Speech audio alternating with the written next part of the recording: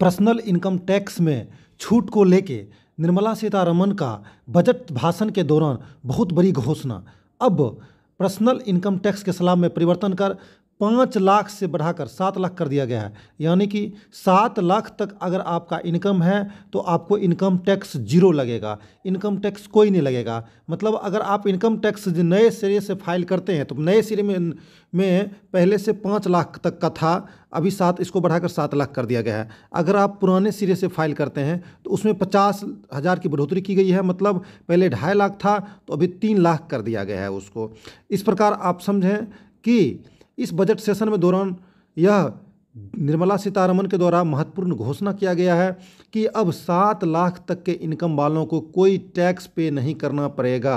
यानी कि अब नए व्यवस्था के तहत इनकम टैक्स का स्लैब निम्न प्रकार से होगा। अगर आप पुराने तरीके से इनकम टैक्स फाइल करते हैं तो 3 लाख तक का कोई छूट नहीं, 3 लाख तक का कोई इनकम टैक्स नहीं लगेगा और 3 से 6 लाख पे 5% का स्लैब रहेगा और 6 से 9 लाख पे 10% का, 9 से 12 लाख पे 15% का और 12 से 15 लाख पे 20% का और 15 लाख से ऊपर पर 30% इनकम टैक्स आपको लगेगा।